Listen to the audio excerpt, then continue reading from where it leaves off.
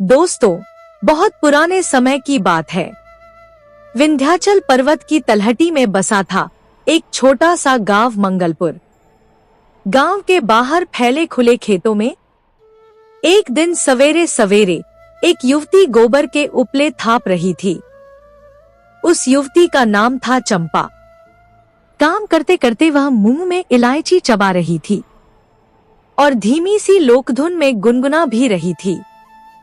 उसके चेहरे पर मेहनत की थकान नहीं, बल्कि आत्मसम्मान और आत्मविश्वास की एक अलग ही चमक थी।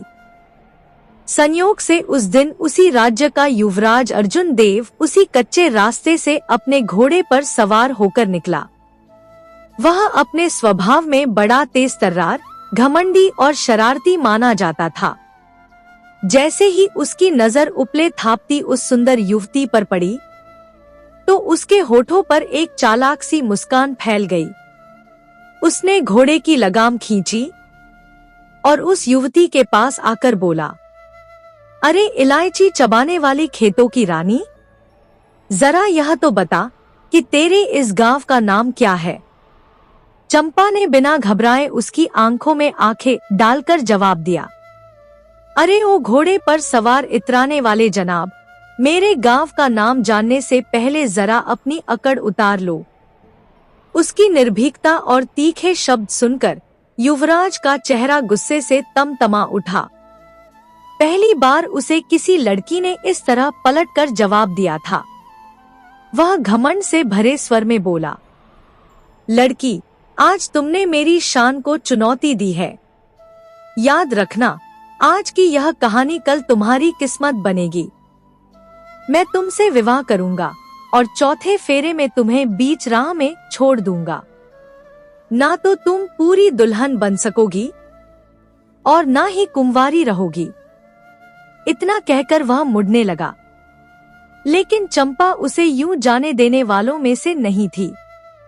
उसने ऊंची आवाज में कहा, अरे ओ राजमहल के राजकुमार, अगर मैंने भी तेरे ही बेटे से तेरे घमंड की धूल ना चटवाई और तुझे सबके सामने लज्जित ना करवाया, तो मैं गांव के खेतों में पली बड़ी किसी जाट की बेटी नहीं हूँ। उसके शब्द तीर की तरह अर्जुन देव के हृदय में चुभ गए। वह बिना कुछ कहे घोड़े को ऐड लगाकर वहां से लौट गया। राजमहल पहुंचते ही युवराज का व्यवहार पूरी तरह बदल चुका था। उसने भोजन करना छोड़ दिया, उसके चेहरे से हंसी गायब हो गई और वह अक्सर अकेले में खोया रहने लगा।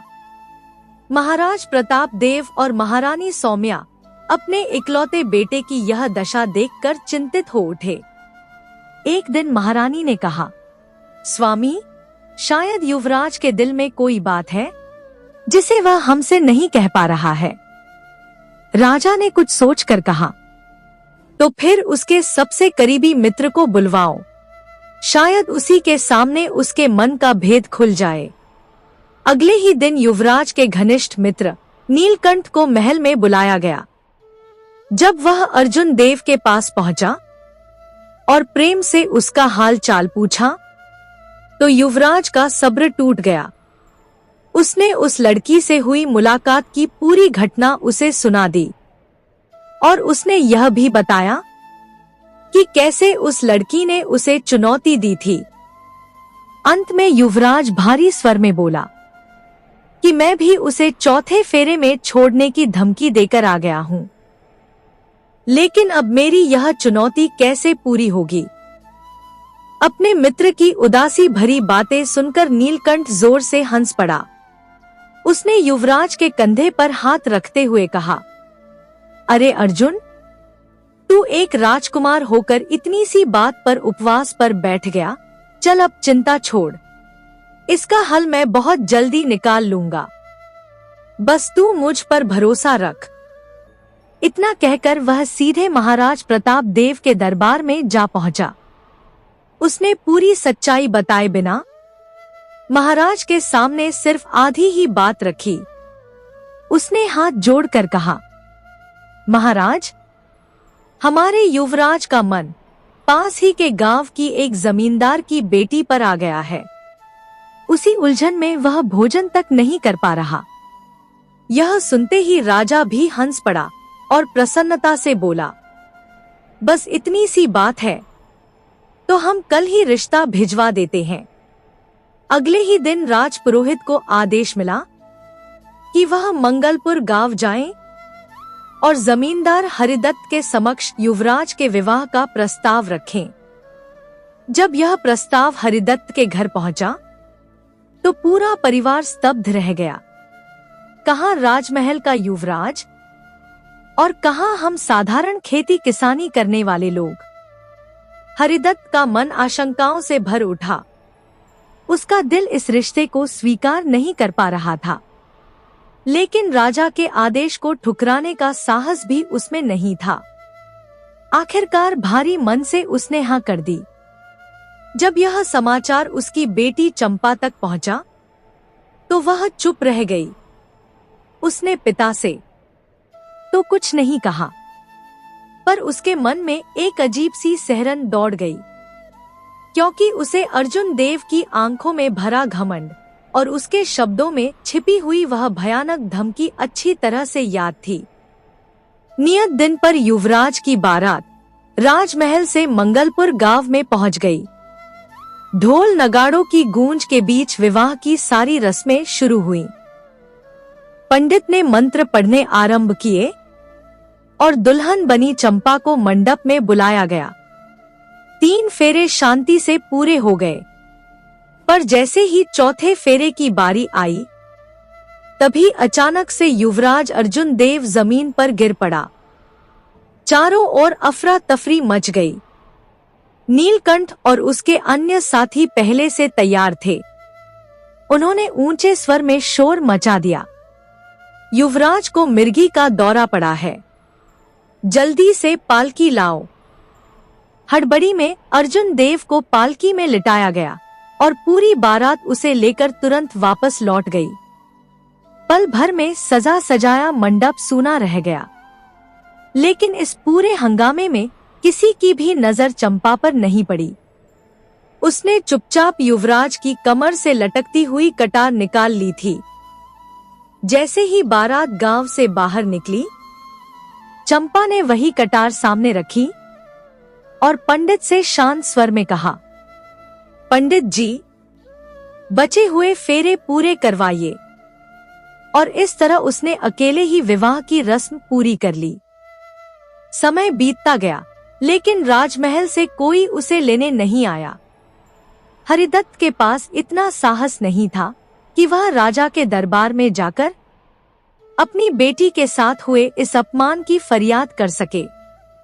गांव में सब कुछ पहले जैसा दिखता था, लेकिन चंपा भीतर ही भीतर टूटती जा रही थी। दिन पर दिन चुलबुली सी चंपा और चुप होती गई। अब उसके मन में बस एक ही बात आग की तरह जलती रहती। युवराज ने तो अपना वचन निभा दिया, लेकिन अब मेरी बारी है। एक दिन उसने अपने पिता से कहा, पिताजी, मेरा मन बहुत अशांत है।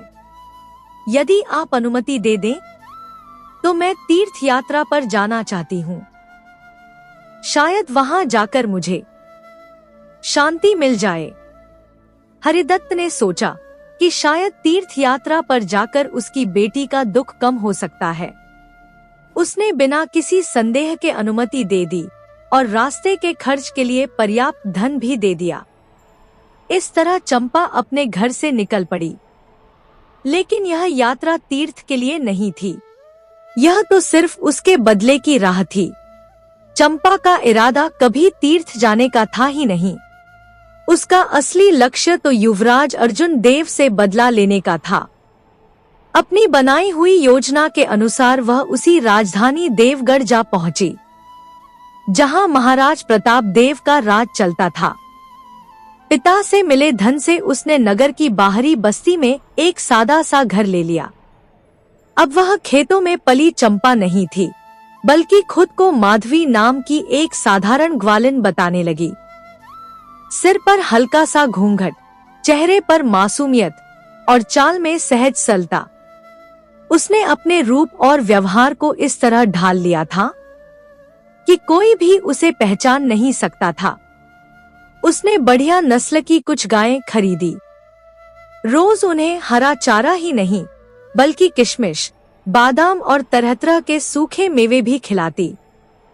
कुछ ही दिनों में गायों का दूध इतना गाढ़ा और मीठा हो गया कि पूरे नगर में उसकी चर्चा होने लगी। माधवी ने उसी दूध से दही जमाना शुरू किया। हर शाम वह सजे हुए चौराहे पर अपनी मटकी रखकर बैठ जाती। जो कोई भी दही के दाम पूछता तो वह शांत स्वर में कहती, 1 कटोरी दही का 100 आना। उस जमाने में 100 आना का नाम सुनते ही लोग चौंक जाते। एक दिन युवराज का मित्र नीलकंठ उधर से निकला। उसने भी दही का भाव पूछा तो उसे भी यही जवाब मिला। उसे लगा कि दही में जरूर कोई खास बात होगी। उसने दही खरीदी और सीधे राजमहल पहुंचकर अर्जुन देव को चखा दिया।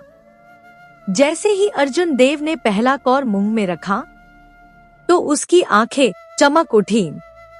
दही का ऐसा स्वाद उसने जीवन में पहले कभी नहीं चखा था।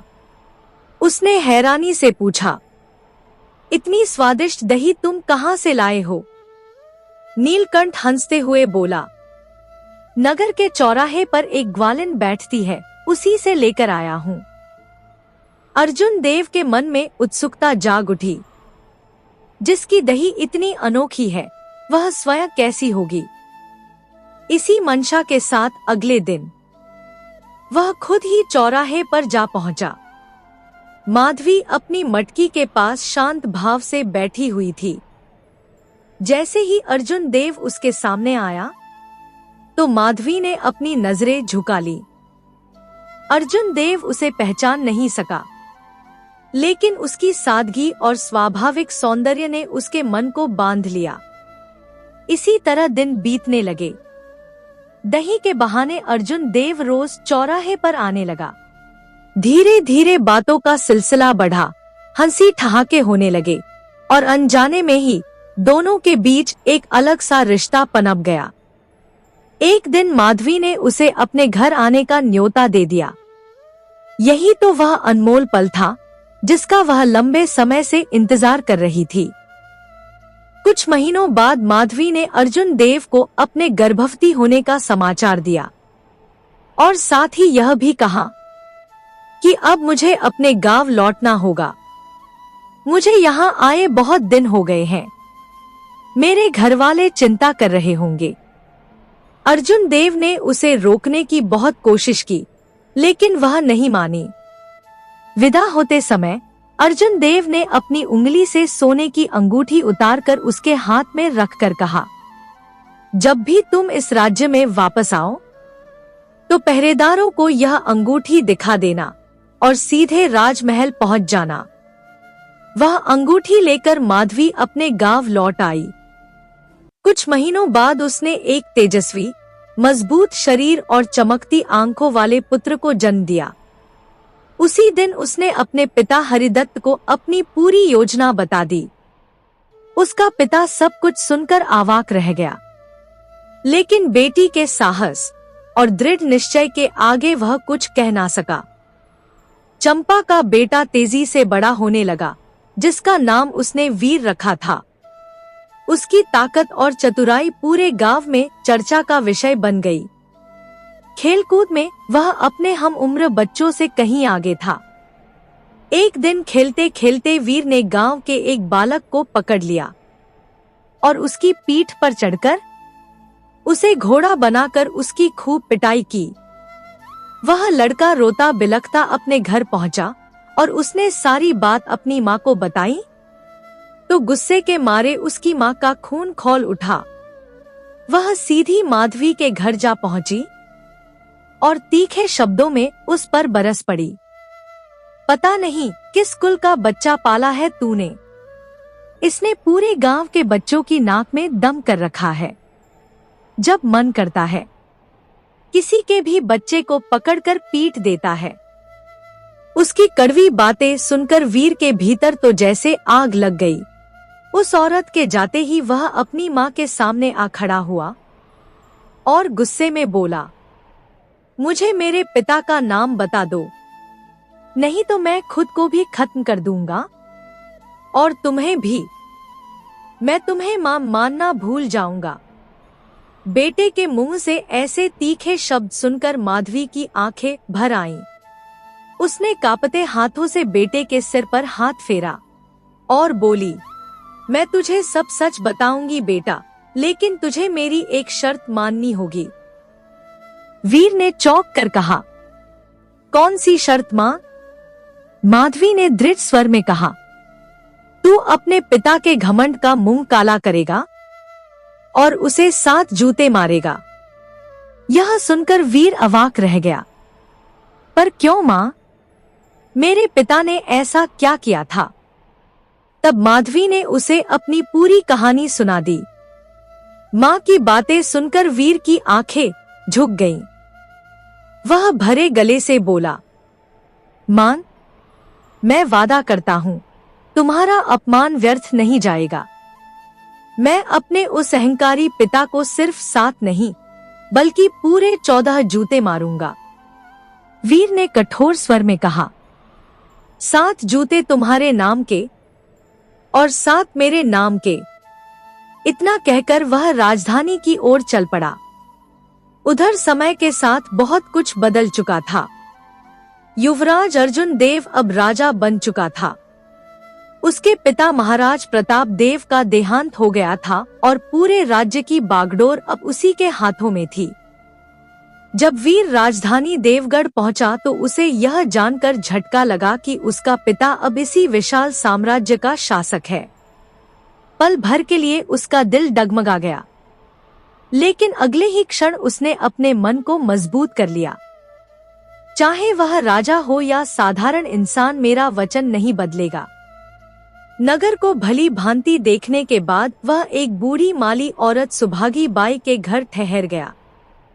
पहले तो सुभागी बाई ने उसे भगाने की कोशिश की, लेकिन जैसे ही वीर ने उसके सामने एक सोने का सिक्का रखा, उसकी आंखें चमक उठी। उसने खुशी खुशी उसे अपने घर में जगह दे दी। उसी रात वीर ने पूरे नगर में जगह-जगह इश्तहार चिपका दिए।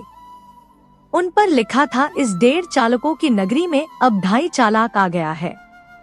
वह दिन दहाड़े सबको ठगता है, पर उसे कोई नहीं ठग सकता। सुबह होते ही पूरा शहर इन पर्चों की चर्चा से गूंज उठा। जब यह बात राजा अर्जुन देव का कानों तक पहुंची तो उसका घमंड आहत हो गया। गुस्से में उसने तुरंत ऐलान करवा दिया, जो भी इस 2.5 चालाक को पकड़कर मेरे सामने लाएगा, उसे भारी इनाम दिया जाएगा। इनाम की घोषणा सुनते ही नगर का कोतवाल रुद्रदत्त सीधे दरबार में जा पहुंचा। हाथ जोड़कर उसने कहा, महाराज, बस एक मौका दीजिए, मैं उस 2.5 चालाक को आपके चरणों में ला गिराऊंगा। राजा अर्जुन देव ने सिर हिलाकर अनुमति दे दी। उधर वीर, जिसे पूरा नगर अब 2.5 चालाक के नाम से जानने लगा था, यह खबर पहले ही बूढ़ी माली औरत सुभागी बाई से सुन चुका था कि कोतवाल उसे पकड़ने की तैयारी कर रहा है। शाम ढलते ही कोतवाल रुद्रदत्त अपनी टुकड़ी के साथ नगर की गलियों में गश्त पर निकल पड़ा। उसी समय वीर ने फिर एक नया रूप रचा। इस बार वह झुर्रियों से भरे चेहरे और फटे पुराने कपड़ों वाली एक बूढ़ी अम्मा बन गया। वह नगर के मुख्य चौक में जाकर बैठ गया और चक्की से अनाज पीसने लगा। कुछ ही देर में कोतवाल उधर से गुजरा। बूढ़ी अम्मा को देखकर वह रुक गया और रोब से बोला, ए बुढ़िया, इस वक्त यहाँ क्या कर रही है? वीर ने कांपती आवाज में जवाब दिया, क्या बताऊं हुजूर, इस नगर में वही 2.5 चालाक आया है। उसने अपने घोड़े के लिए दाना पिसवाने का काम मुझे सौंपा है। बस उसी की प्रतीक्षा कर रही हूँ। इतना सुनते ही कोतवाल की आंखें चमक उठीं। उसने तुरंत कहा, तू हट यहाँ से, ये कपड़े उतार और मुझे दे दे। वीर ने मुस्कान दबाते हुए अपने मैले फटे वस्त्र कोतवाल को थमा दिए और खुद उसके कपड़े पहनकर चुपचाप वहां से निकल गया। पूरी रात कोतवाल वहीं बैठा चक्की चलाता रहा। हर पल यही सोचता रहा, अभी ढाई चालाक आएगा और मैं उसे पकड़ लूंगा। सुबह होते ही लोग चौराहे से गुजरे तो यह दृश्य देखकर ठहाके लगाने लगे। नगर का कोतवाल रुद्रदत्त एक बूढ़ी अम्मा की तरह बैठा चक्की चला रहा था। किसी ने उंगली उठाई, किसी ने ताना मारा और कोई जोर से हंस पड़ा। जैसे ही कोतवाल को अपनी दुर्दशा का एहसास हुआ, उसने गुस्से में चक्की फेंक दी और सिर पकड़कर बैठ गया। अरे वो ही ढाई चालाक था, वह तो मुझे ही ढाई चाल बना गया। यह बात जब राजा अर्जुन देव के कानों तक पहुंची तो वह गुस्से से दांत पीसने लगा। इस घटना के बाद पूरे शहर में ढाई चालाक का ऐसा डर बैठ गया कि कोई भी उसे पकड़ने की हिम्मत नहीं कर रहा था। आखिरकार राजा ने एक और बड़ा ऐलान करवाया कि जो भी इस ढाई चालाक को पकड़कर मेरे सामने लाएगा, उसे आधा राज्य इनाम में दिया जाएगा।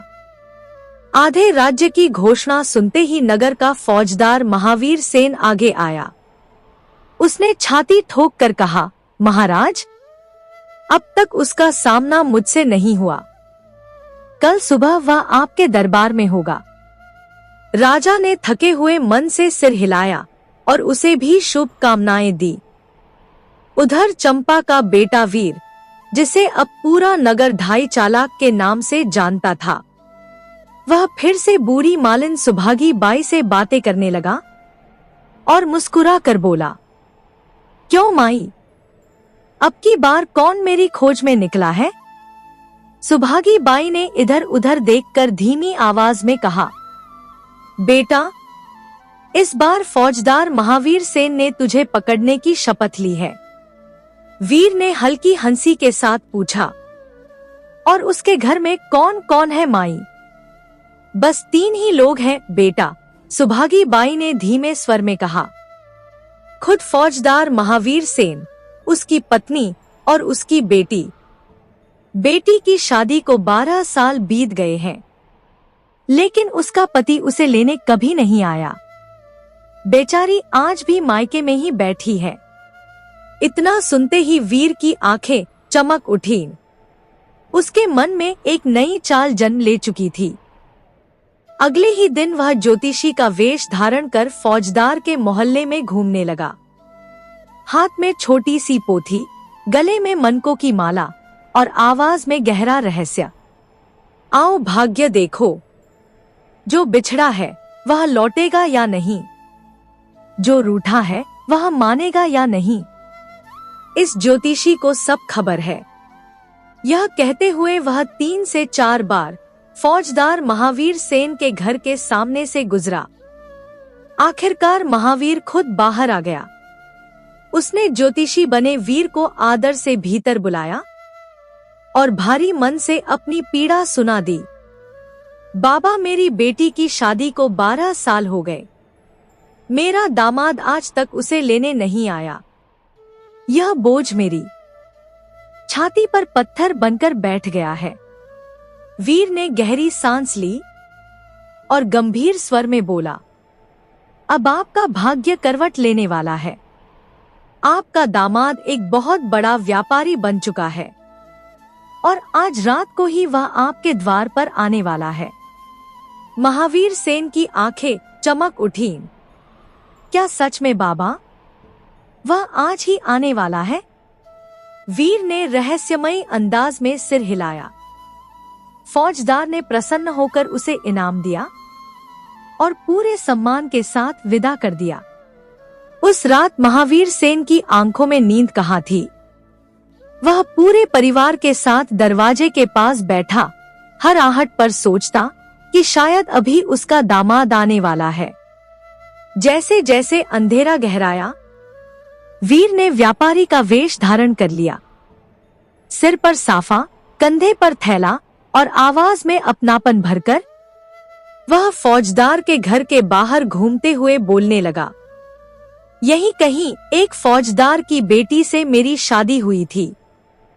यहाँ आए बरसों हो गए, आज रास्ता भटक गया हूँ।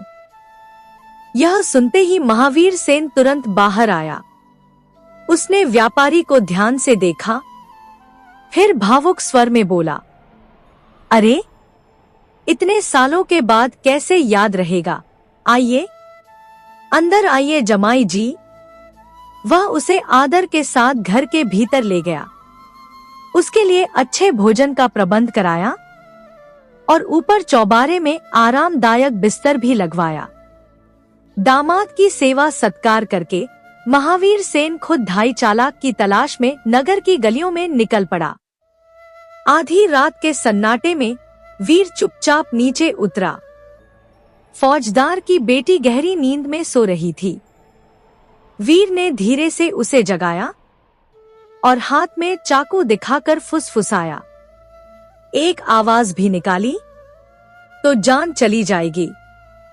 डर से कांपती लड़की ने अपने सारे गहने उतारकर उसे दे दिए। वीर ने उसे खाट से बांध दिया और उसके मुंह में कपड़ा ठूंस दिया। जाते जाते वह धीमे स्वर में बोला, अपने पिता से कहना, जिसे तू बाहर ढूंढता फिर रहा था, वही तेरा जमाई बनकर तेरे घर आया था। घर में रखा सारा धन समेटकर रात के अंधेरे में वीर गायब हो चुका था। सुबह होते ही पूरे घर में हड़कंप मच गया। फौजदार की बेटी खटिया से बंधी हुई मिली और घर का सारा सामान अस्त व्यस्त था। घर के सारे जेवरात और नकदी सब गायब थे। महावीर सेन सिर पीट कर जमीन पर बैठ गया। हाय राम, ढाई चालाक को खोजने निकला था, पर मैं तो खुद ही ढाई चालाक का शिकार बन गया। जब यह खबर राजा अर्जुन देव तक पहुंची, तो उसका धैर्य पूरी तरह टूट चुका था। वह गुस्से में गरज कर बोला, इस पूरे नगर में कोई किसी काम का नहीं है, अब मैं खुद ही उस ढाई चालाक को पकड़ूंगा। उधर वीर ने लूटा हुआ सारा धन बूढ़ी मालिन सुभागी बाई को सौंप दिया और मुस्कुरा कर बोला, माई, अब बताओ, इस बार मेरी खोज में कौन निकला है?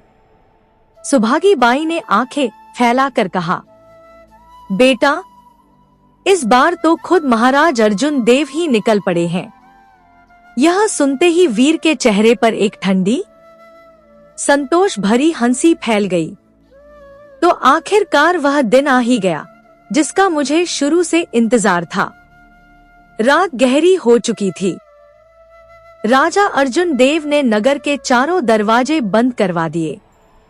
आखिरी फाटक पर उसने स्वयं पहरा संभाला और पास ही अपराधियों को जकड़ने वाला एक लकड़ी का काठ रखवा दिया। उधर वीर ने अपनी आखिरी चाल चली। इस बार वह एक अत्यंत सुंदर युवती का रूप धारण कर अंधेरे में आगे बढ़ा। सिर पर घूंघट, हाथों में फूलों और दीपक से सजी पूजा की थाली और चाल में लज्जा का भाव। जब वह राजा के पास से गुजरा तो अर्जुन देव की नजर उस पर टिक गई। राजा ने उसे आवाज देकर पूछा, रुको देवी, तुम कौन हो और इतनी रात को कहां जा रही हो? युवती ने सिर झुकाकर दुखी स्वर में उत्तर दिया, महाराज, मैं फौजदार की बेटी हूँ। कल रात वही कुख्यात ढाई चालाक हमारे घर आया था। लूटपाट के साथ उसने मेरा सम्मान भी छीन लिया। अब मैं पास के भैरव मंदिर में अपने आप को फिर से पवित्र करने जा रही हूँ। इतना सुनते ही राजा का मन पसीज गया। राजा अर्जुन देव ने उसे जाने दिया। कुछ देर बाद वही युवती फिर लौट आई। उसने पास रखे लकड़ी के काठ की ओर इशारा करते हुए मासूमियत से पूछा, महाराज, यह क्या चीज है? राजा ने गर्व से उत्तर दिया, देवी, यह अपराधियों को पकड़ने का यंत्र है। आज उस ढाई चालाक को पकड़कर इसी में कसूंगा। युवती ने उत्सुकता से पूछा, पर महाराज, इसमें अपराधी को कैसे बांधा जाता है? राजा हंसकर बोला, देवी, तुम्हारे हाथ पांव बहुत कोमल हैं, इसलिए मैं तुम्हें तो इसमें बंद नहीं कर सकता। चलो मैं खुद ही बंद होकर दिखा देता हूँ। इतना कहकर उसने अपने हाथ और पैर काट के छेदों में डाल दिए। यही वह क्षण था जिसका वीर बरसों से इंतजार कर रहा था। पल भर में उसने काट बंद किया और जोर से ताला जड़ दिया। राजा घबराकर बोला, अरे देवी, यह क्या कर रही हो? मुझे बाहर निकालो। युवती ने धीरे से घूंघट उठाकर कहा, राजा अर्जुन देव, मैं वही हूं जिसे तू ढाई चालाक कहता फिरता है। यह सुनकर राजा की आंखें फैल गईं। तभी वीर ने अपनी जेब से कालिख निकाली और राजा के चेहरे पर मल दी। फिर उसने एक एक करके पूरे 7 जूते मारकर कहा, यह मेरी माँ माधवी के नाम के हैं। उसके बाद उसने फिर से 7 जूते लगाकर कहा, ये 7 मेरे नाम के हैं। बदला पूरा कर वीर अंधेरे में गायब हो गया। सुबह हुई तो पूरे नगर में हड़कंप मच चुका था।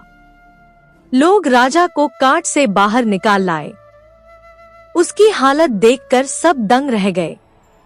लेकिन राजा अर्जुन देव के मन में बस एक ही सवाल गूंज रहा था, उस लड़के ने क्यों कहा कि 7 मेरी माँ के नाम के और 7 मेरे नाम के? अगले ही दिन राजा ने पूरे राज्य में ऐलान करवा दिया कि ढाई चालाक के सभी अपराध क्षमा किए जाते हैं।